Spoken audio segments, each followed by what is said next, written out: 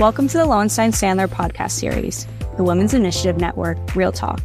I'm Amanda Cipriano, an associate attorney and member of the Women's Initiative Network at Lowenstein-Sandler. Before we begin, please take a moment to subscribe to our podcast series at lowenstein.com/podcast, or find us on iTunes, Spotify, Pandora, Google Podcasts, and SoundCloud. Now let's take a listen.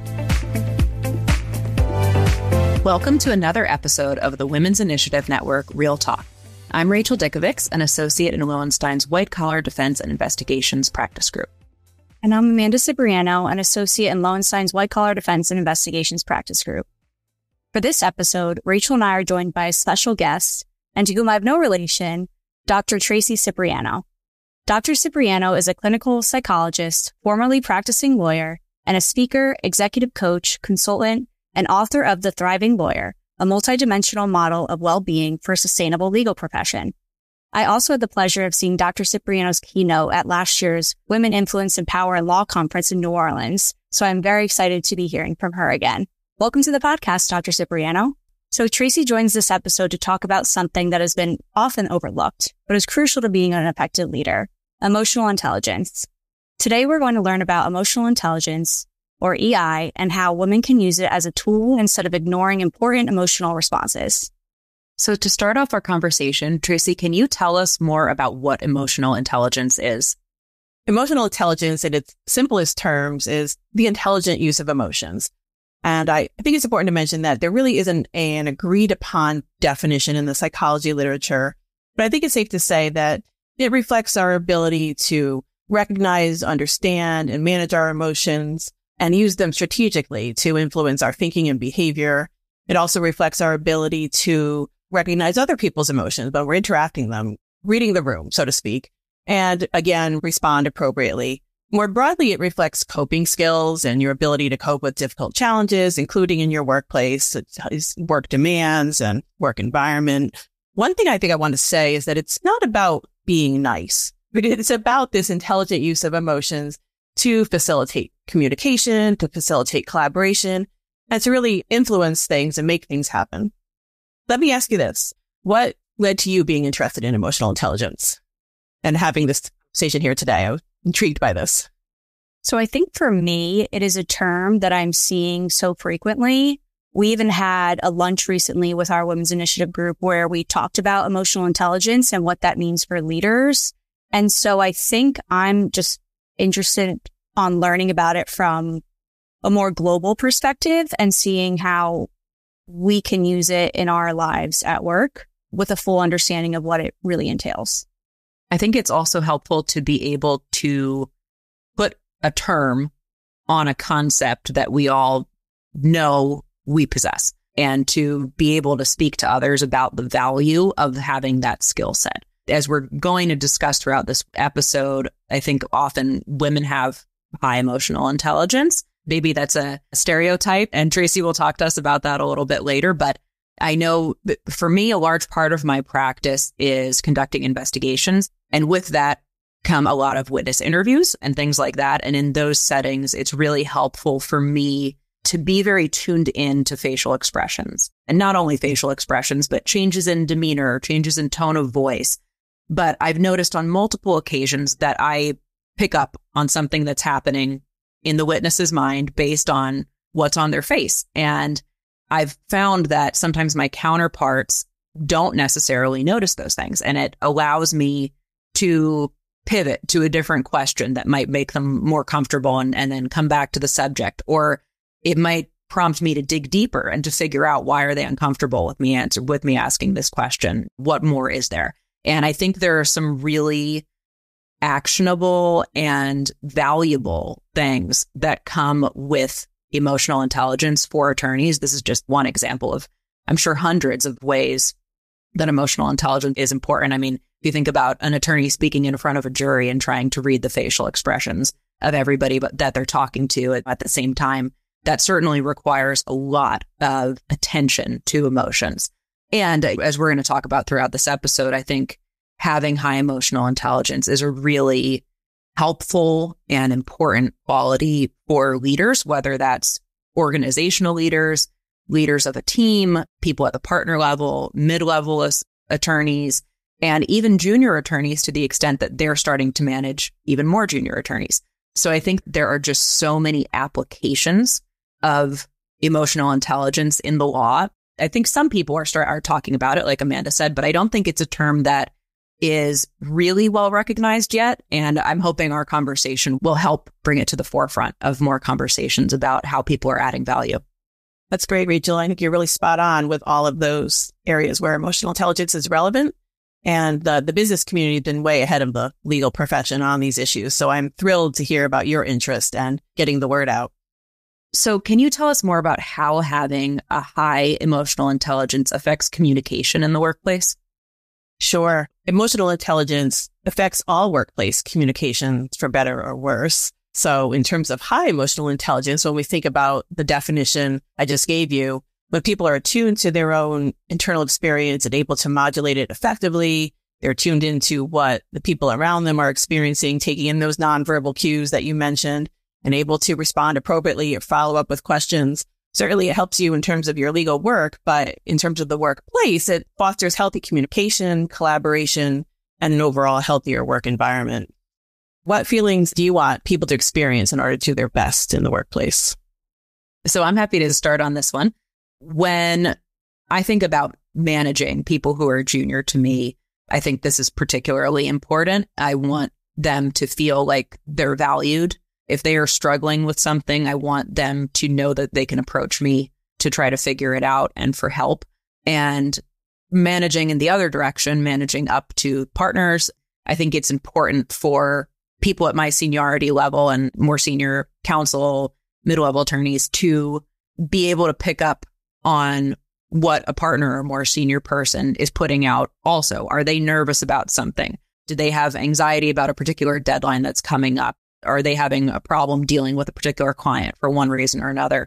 And figuring out, is there a way for you to take something off their plate or provide additional support in some way that can help them without necessarily being asked? I think the real core concept is being able to pick up on what's happening emotionally with the people you're working with and think about ways that you can help them feel better and by extension, work better.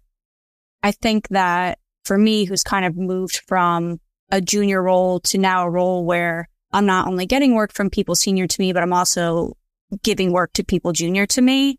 I just want to make sure that those people like feel the support and reassurance they need to be able to complete their tasks.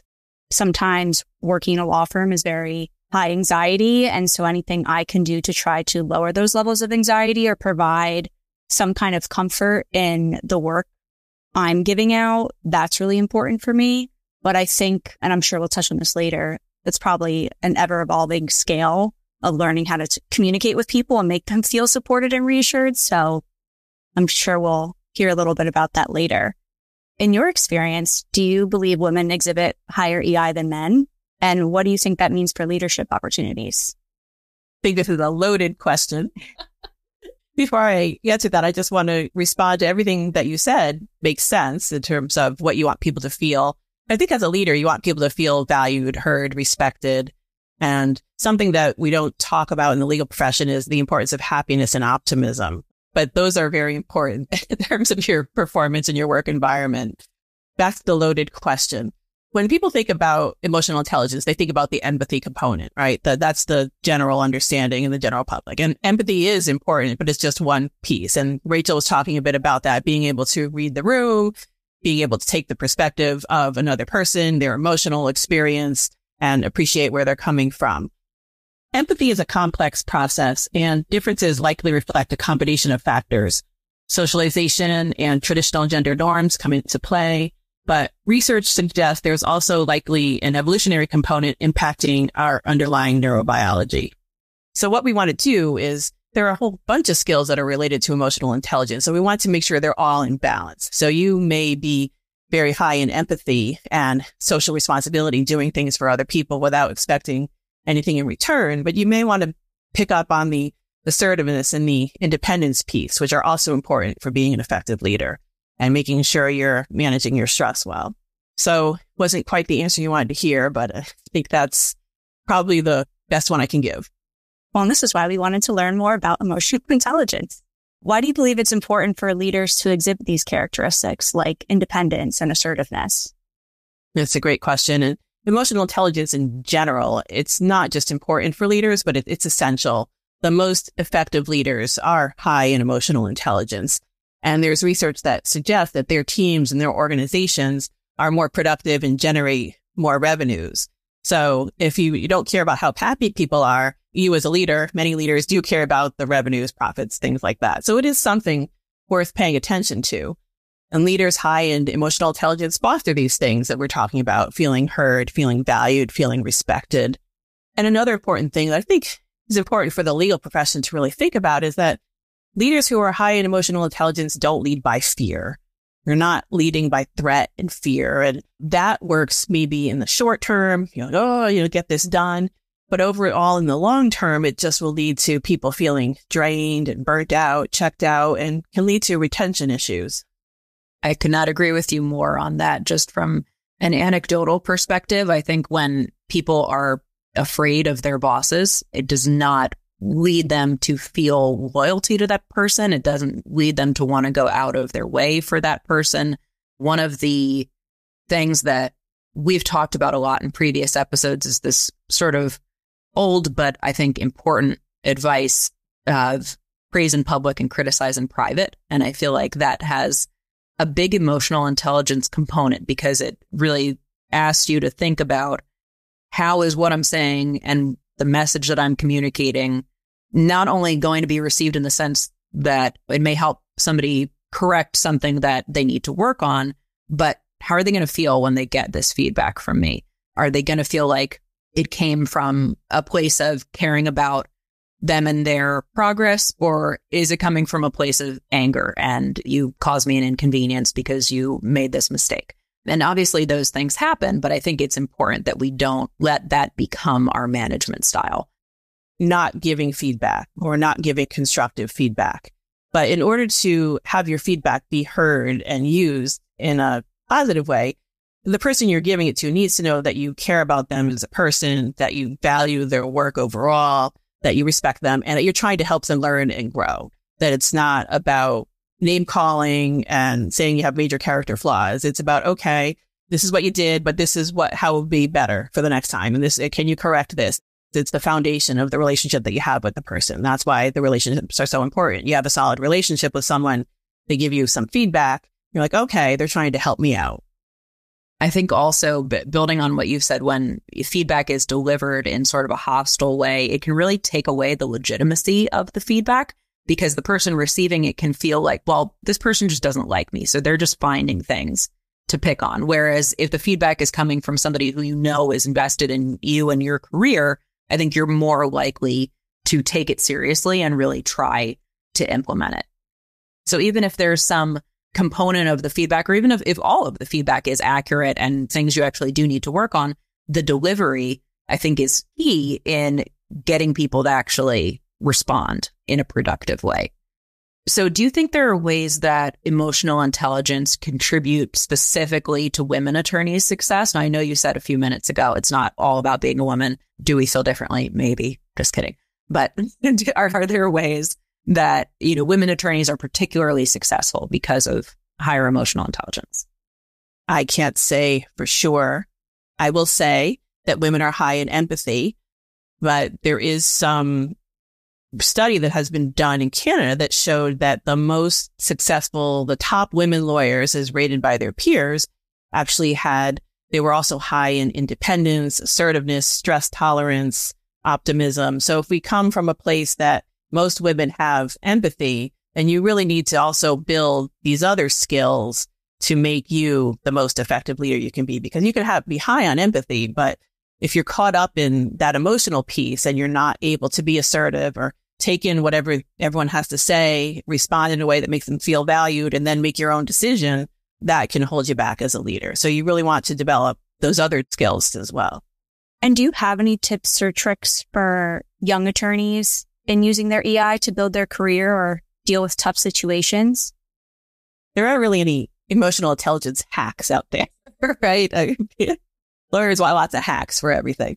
it's something that some people are born with. They're naturally high in emotional intelligence. Other people need to develop these skills, and it's something that takes time. But I think, thinking about the conversation we're having here, how can you be more mindful of what's going on inside of you? What skills do you, Amanda and Rachel, think attorneys need the most help with? I think communication. And there are definitely other skills that are valuable, but I think you really can't run a successful business or team or anything like that without communication, especially because even though we're all at the same job and we're on the same team, everybody's experience up until that point is unique to them. And so how people may deal with getting feedback or delivering feedback could be totally different because their personalities can be different. So the way I speak to Rachel may be different than the way I speak to someone else because of my relationship with Rachel and how well I know her. And so I think we all need to improve on our communication skills, because without communication, you don't get the results you want, or people are upset or unhappy. And like you were saying earlier, people like to say jobs where they're happy. So I think communication really is the number one thing that I think everybody can continue to improve upon. Yeah, I think following up on what Amanda said, being a lawyer is virtually 100% about communication, right? In one way or another, either you're a litigator who's communicating in briefs or in the courtroom, or you're a corporate attorney who's communicating in, Excel sheets.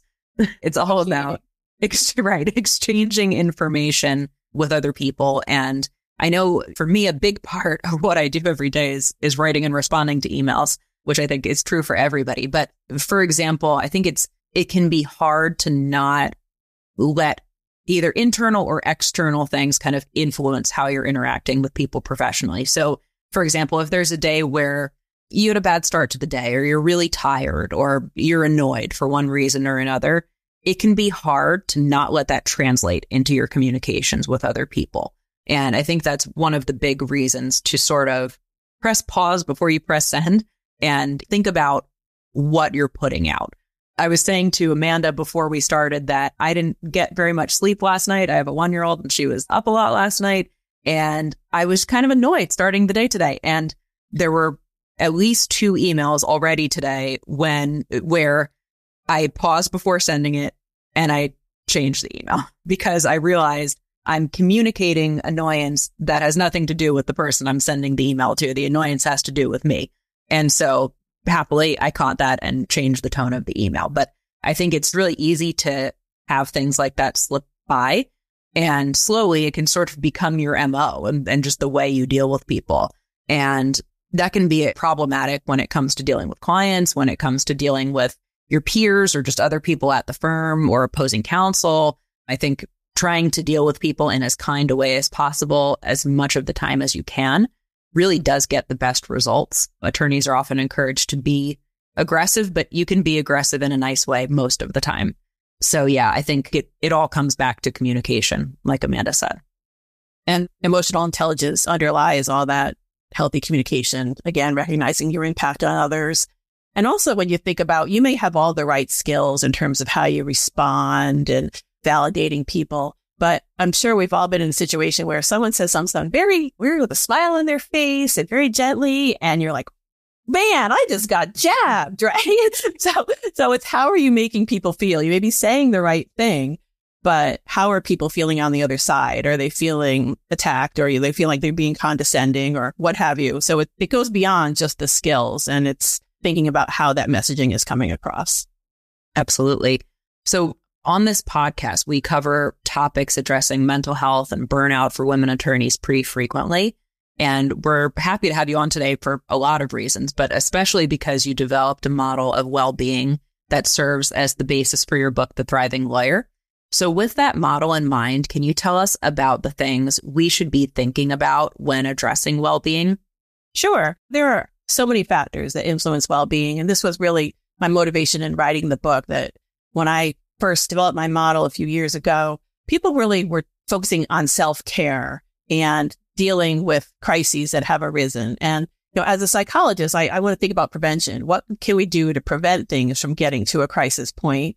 And I wanted to move the conversation beyond self-care. So there are all of these factors in the model, such as before you even engage in self-care, you need to know what's going on inside of you. What are your needs? What are you experiencing? You need to work on your relationships. I mean, you need to make time for relationships that are important to you. Relationships and social support are key. And when you're busy and caught up in a busy schedule, it's easy to neglect those. Your work environment, which you've been talking about, is a big one. And there's a lot there related to how people experience the work environment, but also work demands and flexibility and your ability to get your work done independently and with some autonomy. There's aspects of meaning and purpose in life, and you may get it from work, but if you don't, where are you getting it from? It's important to think through those things. Your work-life balance, it's a challenge, your work and your personal life, and how are you managing those competing demands? And there's a financial piece. So in terms of what your finances mean to what money means to you, what values are you ascribing to it? How are you thinking about it in terms of whether or not it defines you? And then the financial stress piece as well that many young associates experience. So there are all of these things, and I actually devote each one of them, a chapter is devoted to, and then I provide some strategies for dealing with all of them. So yes, there are a lot of different factors that influence well-being, and I would like that conversation to be more broad in thinking about it. So how does emotional intelligence fit into this model of well-being? I think it fits everywhere. Everywhere. So certainly in terms of the workplace, but in terms of your ability to self-reflect, right? It influences your coping skills, your ability to manage stress. It influences your satisfaction with your relationships. It influences how you think about money and how you manage it. It influences whether or not you can find a sense of meaning and purpose in your life, how you manage work-life balance. It influences everything. So earlier you mentioned that women can be higher in empathy and social responsibility. Do you think that there's a connection between being more empathetic and feeling more responsibility for the emotions of others and experiencing burnout? Yes, there can be. Those are risk factors. So if you are high in empathy, you need to be able to set boundaries. You need to be able to check in with yourself. How am I doing? What do I need? Engage in self-care. It's important to recognize and acknowledge that you can't do everything for everyone, and set boundaries, delegate responsibility to other people, and ask for help when you need it. I think it's very difficult sometimes to say that you can't do everything and delegate. I know that that's something I've talked about with people at work. One of the best pieces of advice I got soon after having my daughter from a senior male partner whose daughters are probably about my age is that you can do it all, but you can't do it all at the same time. And you kind of have to choose what times of your day, week, year, life are going to be dedicated to professional pursuits and what's going to be dedicated to your personal life and your family. And that actually helped me a lot in figuring out, first of all, that people understand that based on their own experiences, and in figuring out how to kind of split things up, when to delegate, when to say, no, I already have too much on my plate. It can be really hard to do that, but I think it is really important, especially for people who tend to be really high performers, like most attorneys are, to check themselves and figure out when are you pushing yourself past a breaking point. And I know that I've been on teams in various workplaces or even in school where there was the unspoken assumption that I was the designated type A leader of the group. And so with that, I took on the mental load of the emotional well-being of the team, making sure everybody wanted to work together, making sure everybody was doing their tasks on time, and finding a way for everybody to get along and feel supported. Unfortunately for me, that meant that no one was checking on my emotional well-being or checking in to see if I needed help with anything, because they all thought I was doing fine because I was checking in on everybody else. And so I know that it's not just limited to the workplace where women are carrying the mental load of their teams. Most women I've spoken to carry the mental load of running their households.